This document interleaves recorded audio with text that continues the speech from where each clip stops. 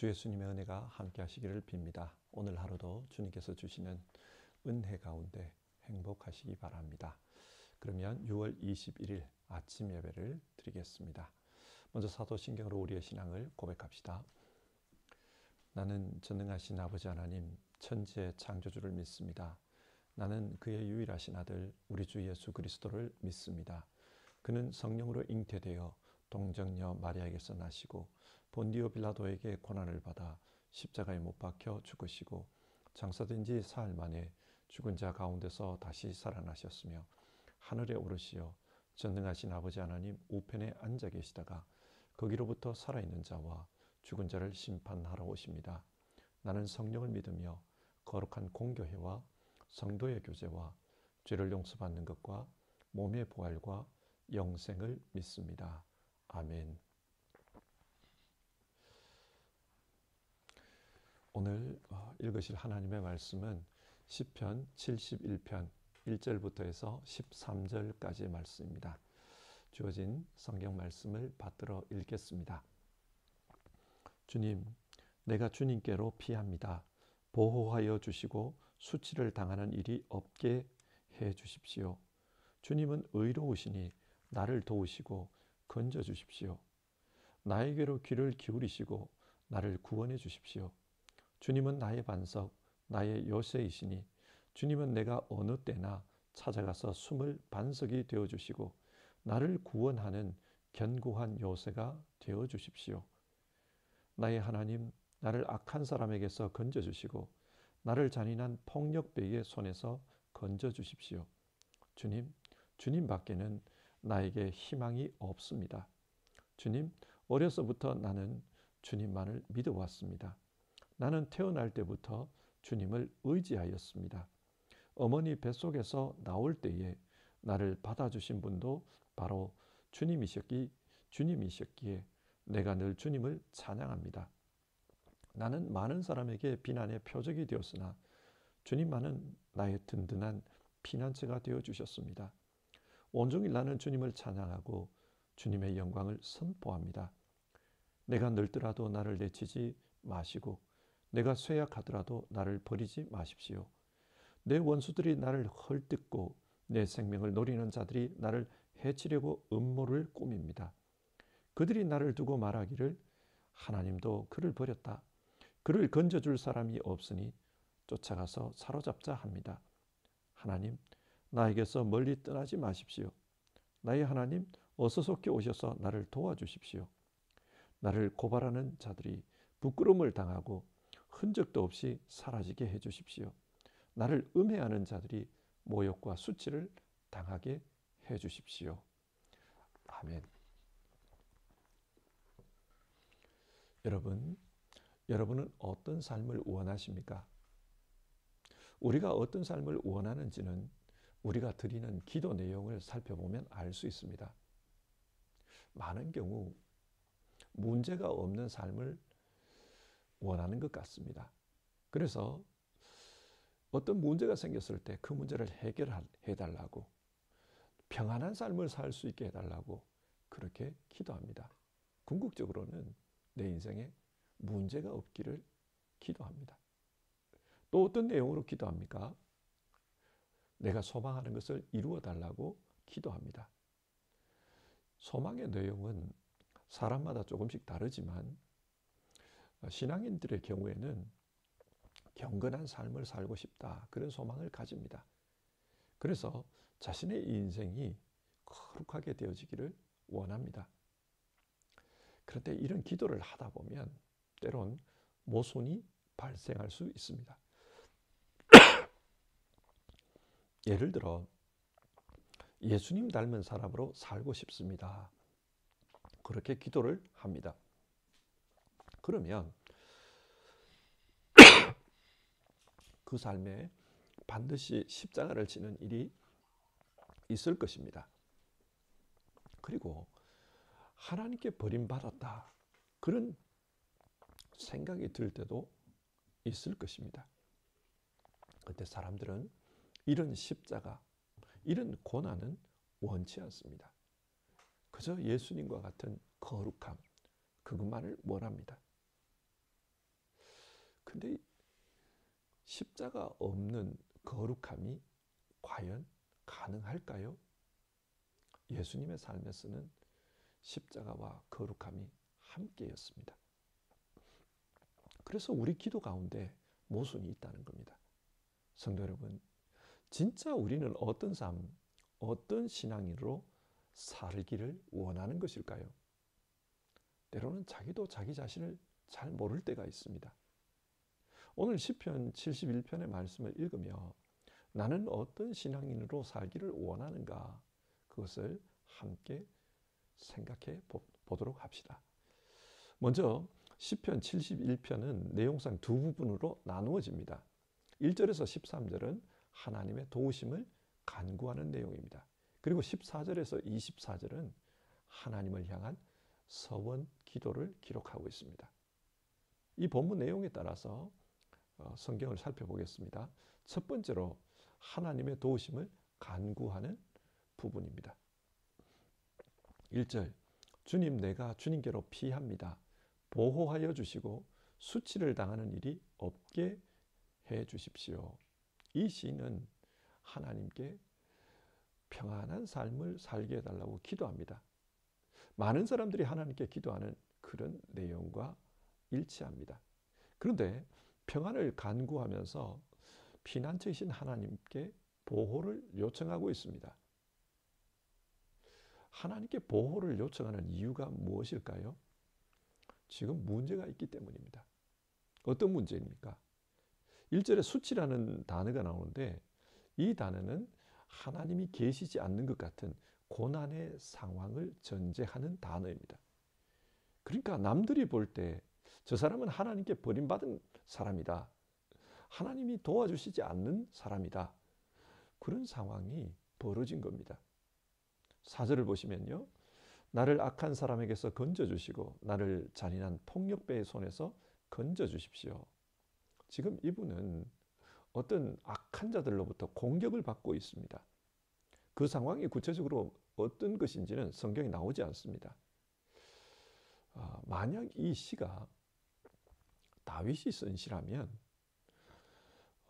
이분은 지금 정치적으로 큰 고통을 겪고 있는 거예요. 원수들에게 쫓기고 있습니다. 하지만 하나님께서 도와주시지 않고 있습니다. 그래서 11절, 사람들이 말하기를 이제 하나님도 저 사람을 버렸다. 그런 말을 하고 있습니다. 어려움을 겪고 있지만 하나님께서 도와주지 않는 상황입니다.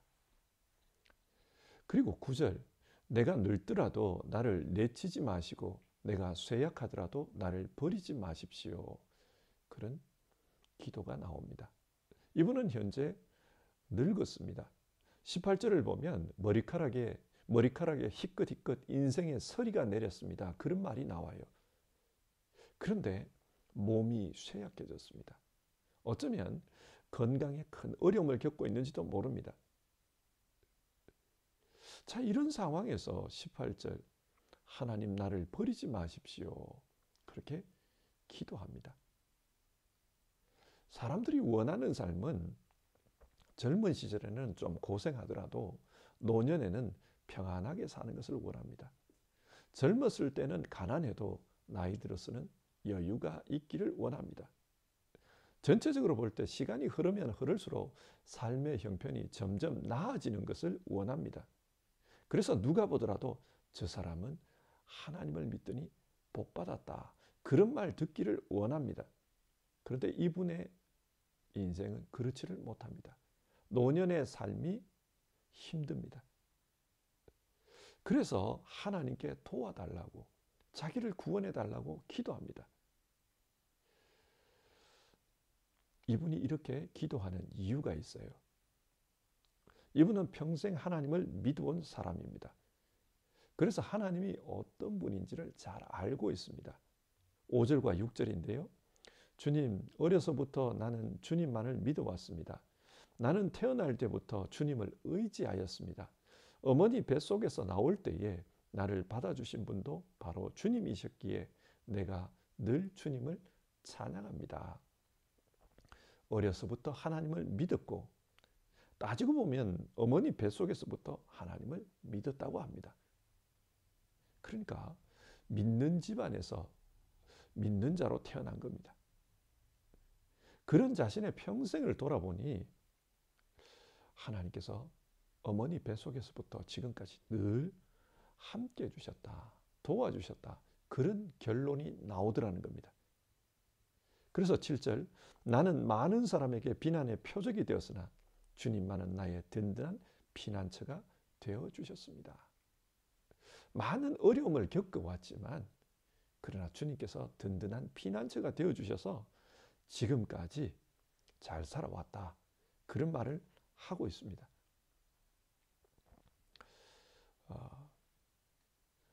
한순간순간 보면은 늘 고난이 있었어요.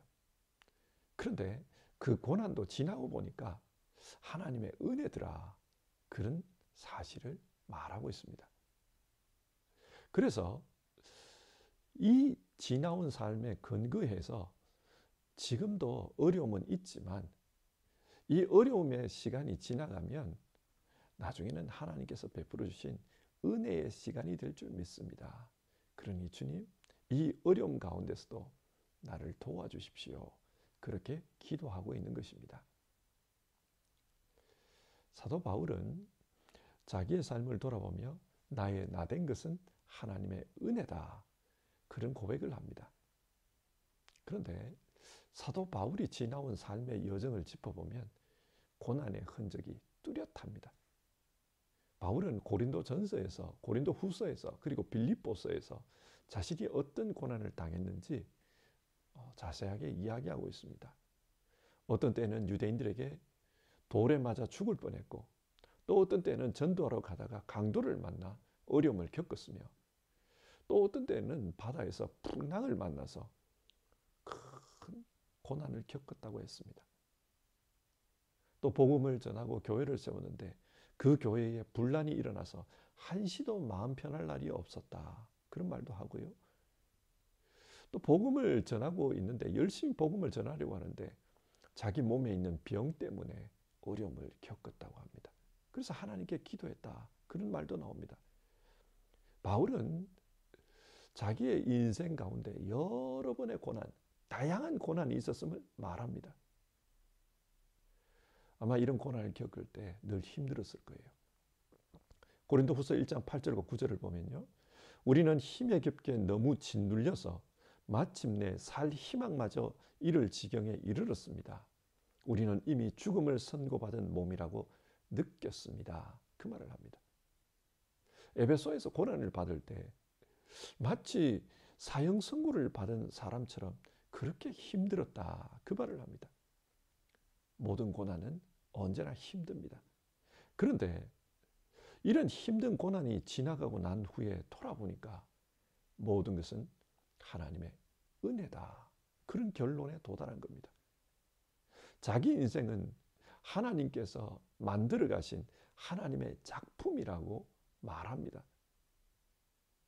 지나온 삶을 돌아보니 그때 그 순간은 굉장히 힘들었는데 지나고 나니 하나님의 역사였다, 하나님이 나와 함께 하시면서 그 고난을 이기게 해주셨다, 그런 말을 하는 겁니다. 성도 여러분, 우리도 이럴 수 있습니다. 믿음으로 살기 원하고 또 그 믿음 가운데서 살아가지만 하나님 주시는 은혜보다 고난이 더 몸 가까이 있다는 느낌이 들 때가 있어요. 그리고 그런 어려움이 한 번만 오는 게 아니라 계속해서 다가올 수도 있습니다. 건강에 문제가 있고요, 사회생활에 문제가 있고요, 가정에 문제가 있습니다. 때로는 원수 같은 사람이 생길 수도 있습니다. 다양한 문제가 있습니다. 믿는 사람이라고 해서 아무 문제 없이 늘 순탄하기만 한 그런 인생은 없다는 말입니다. 오늘 이 시인도 평생을 믿음으로 살았지만 노년의 삶에 어려움을 겪고 있습니다. 문제가 있다고 해서 그 인생이 잘못된 것은 아닙니다. 중요한 것은 이런 어려움 가운데 하나님께 기도할 수 있는 믿음입니다. 나를 어머니 뱃속에서 예배하시고 길러주신 하나님, 지금 문제가 있지만 끝까지 하나님의 손길 안에 붙들려 있게 해주십시오. 어려움은 있어도 이 어려움이 하나님의 손길 때문에 나중에 은혜가 될 수 있게 해주십시오. 그렇게 기도하는 믿음, 그 믿음이 중요합니다. 여러분, 성경이 지금 이 말씀을 통해 우리에게 권면하는 성도의 인생은 어떤 것입니까? 하나님을 믿고 기도하는 인생이 되라. 그렇게 말씀합니다. 문제가 없는 평탄한 인생이면 참 좋겠습니다. 그러나 문제가 생길 수밖에 없는 것이 사람의 삶입니다. 중요한 것은 그 문제가 있을 때, 때로는 하나님이 함께 하지 않는 것 같은 그런 어려움이 있을 때에도 끝까지 하나님을 믿고 기도할 수 있는 믿음, 그 믿음으로 사는 인생이 성경이 우리에게 권면하는 그런 인생입니다. 두 번째로 이 시인이 하나님께 서원하는 기도 내용을 한번 살펴봅시다. 14절입니다. 나는 내 평생을 언제나 주님께만 두고 주님을 더욱더 찬양하렵니다. 이 사람의 서원은 자신의 소망을 하나님께 두는 것이라고 합니다. 하나님께 소망을 두는 이유는 다른 데는 소망이 없기 때문입니다. 자기 스스로 문제를 해결할 수 없습니다. 자기의 무능함을 깨달았습니다. 그래서 하나님께 소망을 두겠다고 하는 겁니다. 많은 경우 사람들은 젊을 때 뭐든지 할 수 있다. 그런 자신감 속에서 살아갑니다. 그러나 시간이 지나면 지날수록 자기 힘으로 할 수 없는 일이 많다는 것을 경험하게 됩니다. 자기가 똑똑한 줄 알았는데 세상에 똑똑한 사람들이 더 많습니다. 그런 가운데 나는 별것 아니구나. 자기 유한성을 깨닫게 됩니다. 아니, 자기만 유한한 게 아니라 다른 사람들도 나하고 똑같겠구나. 모든 사람이 유한하다는 것을 깨닫게 됩니다. 이 시인은 이걸 알았어요. 그래서 하나님께 소망을 두겠습니다. 그렇게 서원하고 있는 겁니다. 내 소원은 언제나 하나님께만 두겠습니다. 내 소망은 언제나 하나님께만 두겠습니다. 그것이 내 소원입니다. 그렇게 말합니다. 그리고 또 이분은 주님을 더욱더 찬송하겠다. 그런 서원 기도를 드립니다. 하나님을 더욱더 찬송하겠다는 이유가 무엇입니까? 주님의 의로우심 때문입니다. 15절과 16절을 보면 그 하나님의 의로우심을 찬양하겠다고 말합니다. 그리고 19절, 그 하나님의 의로우심은 하늘 높은 곳까지 미친다고 합니다. 의로움, 여기서 하나님의 의로움 그럴 때 의로움, 세다카라는 단어인데요. 이 단어는 하나님의 오르심, 또 하나님의 긍휼하심, 그런 의미를 포함하고 있습니다. 이 개념을 아는 것이 중요합니다. 우선 이분은 하나님은 올바른 분이기 때문에 선한 자를 세워주시고 악한 자를 심판해 주신다. 그것을 믿습니다. 지금 원수들이 자기를 공격하는데 그 원수들에 대해서 하나님께서 올바른 판단을 내려주실 것이다. 그 생각을 하고 있습니다. 그래서 원수들의 공격이 극심한 이 상황에서 하나님을 자기 소망으로 두겠다는 겁니다. 또 의로움의 두 번째 개념은 긍휼히 여겨주심이라고 하지 않았습니까? 이 사람은 평생 하나님을 믿고 살았습니다. 그리고 하나님 앞에서 올바르게 살려고 노력했습니다. 물론 인간이기에 실수도 있고 부족함도 있었겠지만 믿음으로 살려고 노력했습니다. 그것에 대해 하나님께서 긍휼히 여겨주실 것이다. 그런 소망을 가지고 있습니다.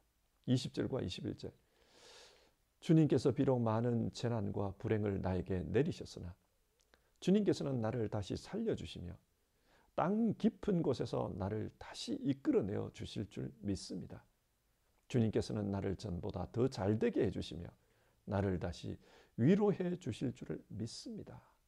이렇게 믿는 이유는 하나님의 긍휼하심을 믿기 때문입니다. 자기 자신을 부족하지만 믿음으로 살려고 했던 그 자기 자신을 하나님께서 불쌍히 여겨주실 거다. 그래서 다시 일으켜 주실 거다. 그렇게 고백하는 겁니다. 자, 이 사람의 서원은 하나님을 자기 소망으로 삼는 것입니다. 내가 믿는 하나님은 의로운 분이기 때문에 정확한 판단을 내리셔서 원수를 물리쳐 주실 것이다. 내가 믿는 하나님은 나를 긍휼히 여겨주실 것이다. 그렇기 때문에 나는 다시 일으켜 세움을 받을 것이다. 나는 이런 하나님을 평생 더욱더 찬송할 것이다. 그렇게 서원하고 있습니다. 자, 여러분, 하나님께서 이 말씀을 통해 우리에게 권면하는 신앙인의 삶이 어떤 모습인 것 같습니까? 하나님께 소망을 두고 사는 삶입니다. 세상 사람들은 자기를 믿고 삽니다. 그런데 자기가 믿고 사는 그 자기는 결국 죽음으로 끝납니다. 그렇기 때문에 점점 죽음이 가까워올수록 불안해요. 그리고 자기 인생이 허무하게 느껴집니다. 그러나 하나님께 소망을 두는 사람, 그 사람은 내가 죽어도 살아계신 하나님께서 나를 일으켜 세워주실 것이다. 그것을 믿기 때문에 불안과 허무함을 물리치고 승리합니다. 하나님께 소망을 두는 삶을 살아라. 성경은 그렇게 권면합니다. 자, 오늘 말씀을 정리해 봅시다. 여러분은 어떤 삶을 살길 원하십니까? 신앙인으로서 어떻게 살기를 원하십니까? 오늘 성경은 1절에서 13절 하나님을 믿고 기도하는 인생이 되라고 합니다.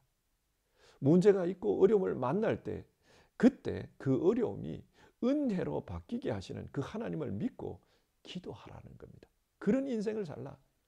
그리고 14절에서 24절 하나님을 자기 소망으로 삼고 살라. 그렇게 말씀합니다. 우리의 소망이신 하나님은 의로운 분이기 때문에 악한 자를 물리쳐 주십니다. 동시에 자기 백성을 긍휼히 여겨주셔서 마침내는 다시 일어서게 해주신다. 그 하나님을 소망으로 삼고 살라. 그렇게 말합니다. 우리 모두는 시간 속에서 살아갑니다. 시간은 흘러가는 강물과 같습니다. 어제 생각했던 이 오늘은 미래였습니다. 그런데 지금 생각해 보면 이 미래라고 생각했던 게 현재가 되어 벌써 과거로 흘러가 버렸습니다. 생각하는 그 순간 과거로 흘러갑니다. 손에 잡히지 않습니다. 그래서 자칫 이 시간 속에서 그렇게 살다 보면은 다 흘러가고 나중에는 후회와 괴로움만 남을 수가 있어요. 자기 인생에 대해서 한탄할 수 있습니다. 그것을 아시는 하나님은 우리에게 한순간 한순간 흘러가는 그 시간 속에서 매 순간마다 하나님을 믿고 기도하는 마음으로 살아라. 우리에게 그걸 말합니다.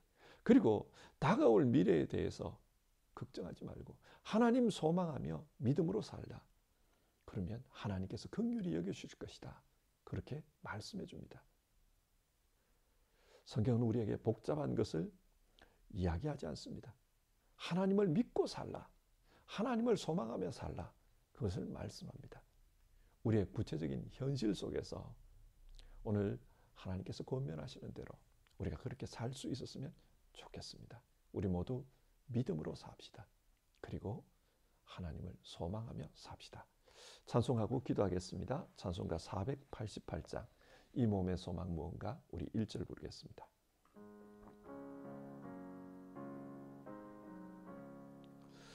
이 몸의 소망 무언가 우리 주 예수뿐일세. 우리 주 예수 밖에는 믿으리 아주 없도다. 주 나의 반석이시니 그 위에 내가 서리라. 그 위에 내가 서리라. 아멘. 오늘 우리가 살펴본 성경 말씀을 생각하며 기도합시다. 이분은 지금 노년의 삶을 살고 있습니다. 그런데 어려움을 겪고 있습니다. 그 어려움 속에서 믿음으로 살겠다. 하나님을 내 소망으로 삼고 살겠다. 그것을 노래하고 있습니다. 우리도 믿음으로 사는 인생, 소망으로 사는 인생, 그 인생 살겠다고 주님 앞에 같이 기도해 봅시다.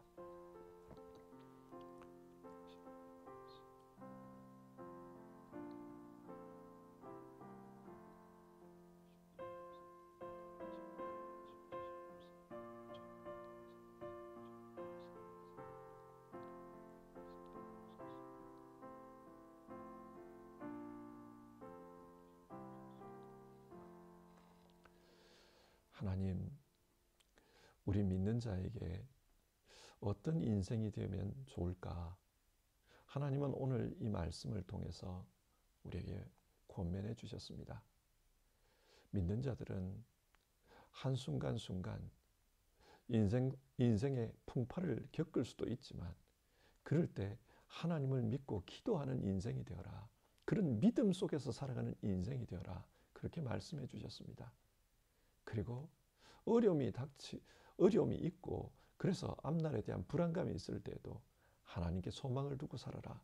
의로우신 하나님은 모든 어려움들을 물리쳐 주실 것이고 또 우리를 긍휼히 여겨주셔서 다시 일으켜 세워주실 것이다. 그렇게 말씀해 주셨습니다. 하나님, 우리 모두 믿음으로 살게 하옵소서. 육신의 어려움을 겪고 정신적인 어려움을 겪고 가정적인 어려움과 사회적인 어려움을 겪을 때 그 어려움 속에서 하나님 앞에 기도하며 믿음으로 사는 우리 성도님들 다 되게 하옵소서. 하나님을 자기 소망으로 삼고 살아가는 우리 성도님들 다 되게 하옵소서. 그래서 하나님의 긍휼히 여기심을 받는 우리 모두 되게 하옵소서. 하나님, 오늘 하루도 정말 성경 말씀대로 살고자 하는 모든 분들 하나님께서 도와주시옵소서.